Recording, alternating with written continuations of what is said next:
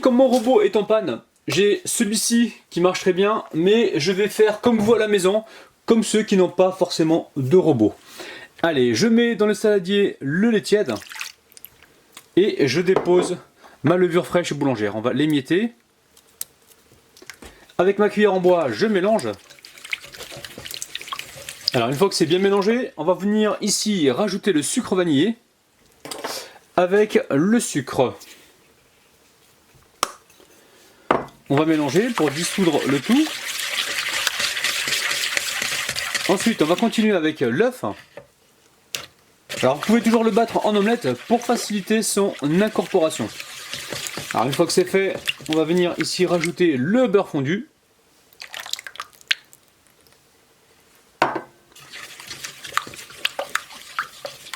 Et petit à petit, on va rajouter la farine.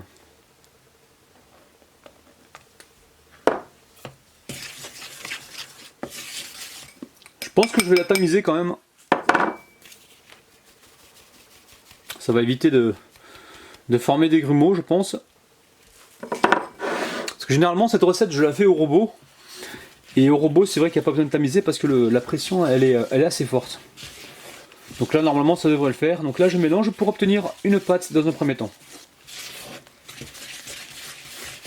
Allez, je mélange. Quand c'est presque mélangé, je viens ici rajouter donc le sel. Alors moi, j'ai mis de la fleur de sel, mais vous mettez donc le sel de table que vous avez à la maison. Alors ensuite, vous rajoutez le sel. Ici, on vient mélanger. Une fois que c'est fait, je récupère la farine. Je viens saupoudrer le plan de travail. Et je viens malaxer la pâte pendant 2 minutes, 2-3 minutes, hein, pas plus. Alors on va faire comme pour les pâtes brisées, on va venir ici la fraser un petit peu, ou la fraiser, hein, les deux se disent. On va la travailler comme ça pendant 2-3 minutes, ça dépend. Alors surtout, on n'hésite pas à récupérer la palette pour travailler avec. Hein. S'il y a de la farine qui se trouve sur le plan de travail, on peut la ramasser comme ceci. Là, on peut la décoller sans problème du plan de travail.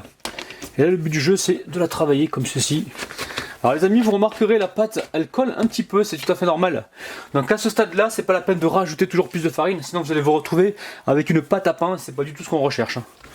Donc là, on la décolle comme ceci, on la travaille. Et peut-être qu'à la fin, on se huilera donc les mains pour ramasser cette pâte et la laisser donc reposer. Là pour l'instant, on la travaille comme ceci. Je sais pas, mais j'adore faire ça, c'est incroyable, ça détend, c'est un truc de dingue les amis. Ça relaxe. Et là ça me permet de me projeter dans les prochaines vidéos. Faut pas croire, en même temps que je travaille, je suis toujours en train de penser à la prochaine vidéo. Toujours en train de penser à ce que je pourrais faire ensuite. J'ai toujours une idée en fait qui germe dans ma tête, c'est un truc de dingue les amis. Je sais pas si certains d'entre vous sont comme moi. Si c'est le cas, surtout n'hésitez pas, hein. Exprimez-vous en commentaire. Si vous êtes des mordus de cuisine comme moi. Donc une fois qu'on a bien travaillé les amis, donc là on va venir la décoller grâce à la palette. Je récupère un petit peu d'huile, pas trop, hein, c'est vraiment pour pouvoir soulever la pâte sans problème. Là on va légèrement la huiler, allez. Et là, comme par magie, elle ne colle plus. Donc, si vous rajoutez la farine, vous allez assécher la pâte, c'est pas du tout ce qu'on veut. Donc là, je la redépose dans le saladier. Et je mets une assiette par-dessus, et je vais laisser pousser pendant environ 1h30. C'est vrai qu'il y a certaines fois où je vous dis de laisser pousser une demi-heure, mais tout dépend de la température de la pièce. Et surtout si vous utilisez donc la lumière du four pour faire pousser vos pâtons, ça va beaucoup plus vite. Mais généralement, tout ce qui est donuts, brioche, c'est 1h30 de pouce. Allez, au repos. Alors je récupère ici un emporte-pièce. Je viens faire mes ronds. Dans un premier temps, on fait ça. Et ensuite, on viendra à les creuser. Alors j'essaie de viser au milieu et pareil, je leur fais un trou au milieu. Alors vous inquiétez pas pour les chutes de pâte, on va les retravailler pour reformer donc des donuts. Hein. Alors quand c'est fait, je récupère les chutes de pâte. Je récupère également les petites boules comme ça et je vais les retravailler pour reformer donc d'autres petits ronds. Donc là les donuts que j'ai récupérés, je vais les déposer sur une plaque. Je les recouvre d'un torchon ou d'un plastique. Et on va les laisser encore pousser une deuxième fois. Faut que ça double de volume en fait. Donc tout dépend de la température de votre pièce, ça peut prendre jusqu'à... Les amis, avec cette quantité de pâte, vous allez pouvoir en faire environ 15.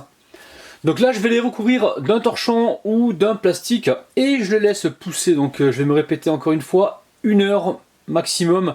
Il faut que ça double de volume, donc encore une fois tout dépend de la température de votre pièce. Alors là on peut s'apercevoir que les beignets ont légèrement poussé, donc prenez le temps, laissez pousser une première fois, donc environ 1 heure et demie, et ensuite tout dépend de la température de votre pièce.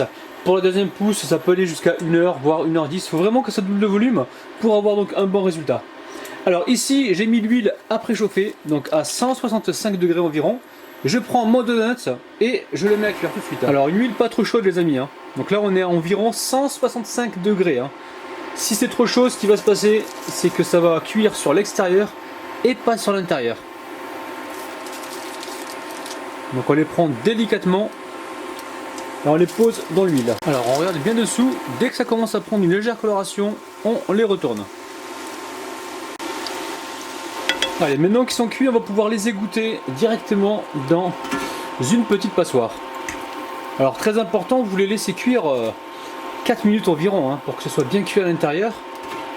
Et surtout, ne soyez pas tenté par monter la température, sans quoi vous allez vous retrouver avec un beignet trop cuit sur l'extérieur. Voilà, je continue donc ma tournée et on se retrouve dans quelques instants. Les amis, très simple, vous prenez un petit peu de nappage, vous venez badigeonner le donut et ensuite vous le trempez dans le pralin, tout simplement. Et là je dépose ça sur l'assiette. Les amis, on passe tout de suite aux dédicaces. Je dédicace Ghislaine, Mokhtaria, Damoman, Manuel, Nanou, Yasser, Karine, Kaina,